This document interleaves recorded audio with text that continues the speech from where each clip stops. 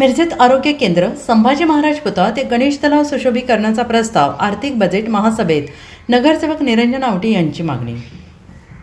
सांगली, मिरज आणि कुपवाड महापालिकेच्या नुकत्याच पार पडलेल्या आर्थिक बजेट महासभेत नगरसेवक निरंजन आवटी यांनी मिरज शहराच्या सर्वांगीण विकासासाठी विविध महत्त्वपूर्ण मागण्या मांडल्या.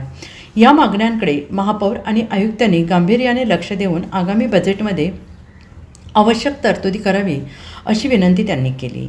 आवटी यांनी सर्वप्रथम मिरजमध्ये मोफत आरोग्य निदान केंद्र सुरू करण्याची मागणी केली आणि या केंद्रात रक्ताच्या विविध तपासण्या तसेच इतर आवश्यक आरोग्य चाचण्या नागरिकांना विनामूल्य उपलब्ध करून द्याव्या, जेणेकरून सर्वसामान्यांना आरोग्य सेवेचा लाभ मिळेल असंही त्यांनी नमूद केलं. तसेच मिरजमध्ये छत्रपती संभाजी महाराज यांचा भव्य पुतळा उभारण्यासाठी आर्थिक तरतूद करावी अशी मागणी त्यांनी केली.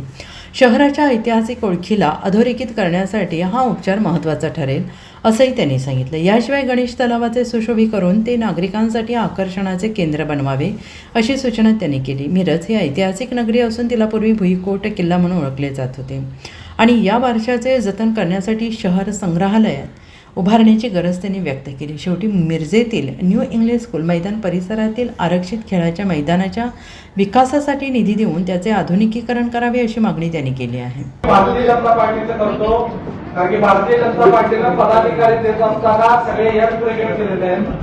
म्हणजे अतुलचे माने असतील, आपले महापौर साहेब असतील आणि भारतीय जनता पार्टीच्याच माध्यमातून राष्ट्रवादी पण आपल्या सोबत आहे आणि सगळ्यांच्या विचार विनिमयानं अतुलदारांनी सांगितलं तसं क्रीडापटू प्रत्येक खेळात जे अग्रेसर असतात ते महबूब साहेब आणि या सगळ्याला मान्यता देण्यासाठी विशेष अभिनंदन मी करतो काँग्रेसवाल्यांचं, कारण की त्यांनी सगळ्याच निवडी बिनविरोध करण्याचा निर्णय घेतला.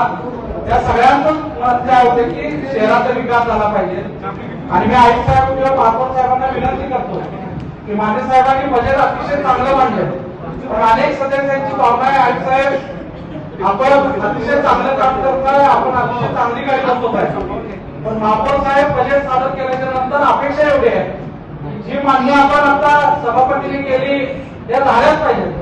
त्याच पद्धतीने माझी अनेक मागणी महापौर साहेब अशी आहे की आपण ड्रेनेज आणि पाण्यावरची विशेष सभा घेतली, त्याच पद्धतीने एखादी उत्पन्न वाढीवर विशेष सभा घ्यावी, कारण की उत्पन्न वाढ झाल्याशिवाय अधिकाराने आपल्याला खर्ची टाकता येणार नाही पाहिजे.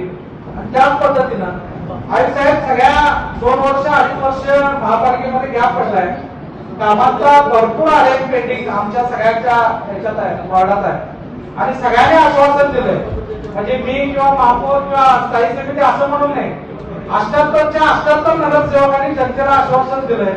जनतेला असं सांगितलं होतं की निवडून आल्यानंतर आम्ही हे काम करू ते काम करू आणि त्यामुळे प्रशासन पण फ्लेक्सिबल राहून महापालिकेच्या प्रत्येक सदस्याला मॅक्सिमम निधी कसा देता येईल, शासनाच्या माध्यमातून निधी सगळे गटनेते पदाधिकारी आणतील, पण महापालिकेच्या माध्यमातून आपण विशेष बाब म्हणून यावर्षी तरी, कारण की बरेच लोकांची कामं पेंडिंग आहेत आणि ते द्यावं.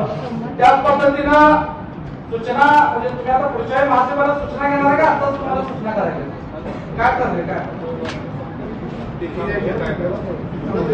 वाढ करत असताना एक प्रामुख्यानं महत्वाची बरेच वर्षाची आमची मागणी आहे ती पेंडिंग आहे की सांगलीमध्ये जसं मोफत निदान केंद्र आहे जिथं विविध तपासण्या होतात रक्ताच्या किंवा वेगवेगळ्या पद्धतीच्या ते अतिशय कारण की मिरज हे मेडिकल हाऊस म्हणून महाराष्ट्रात ओळखलं जातं.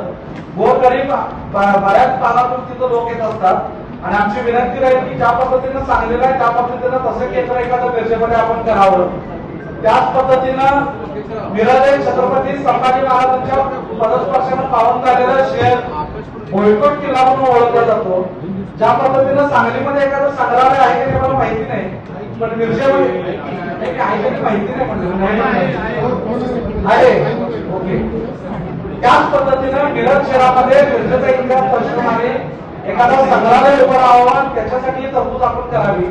छत्रपती संभाजी महाराजांचा पुतळा सांगलीमध्ये बसवण्यासाठी आपण जसं महत्वाकांक्षी आहात तसंच सगळेच सदस्य मिरजेमध्ये छत्रपती संभाजी महाराजांचा पुतळा बसवण्यासाठी महत्वाकांक्षी आहात. त्याच पद्धतीनं सांगलीला जी तरतूद आहे त्या पद्धतीने मिरजेला आपण त्यासाठी तरतूद करावी आणि पर्यटकांच्या दृष्टीनं आई साहेब मला वाटतं सांगलीमध्ये पण कार्यक्रम आणि मिरजेच्या गणेश सुशोभीकरण चालू आहे, पण मिरजेचा गणेश तलाव अतिशय ऐतिहासिक मानला जातो अनेक ठिकाणी मध्यवर्ती ठिकाणी तलाव असणारे एकमेव शहर आहे अनेक महापालिकेचा विचार केला तर, आणि त्यामुळे त्याच्या सुशोभीकरणासाठी पण आपण काहीतरी तरतूद करावी एवढी मी विनंती करतो. Bureau report SBN Marathi, Miraj.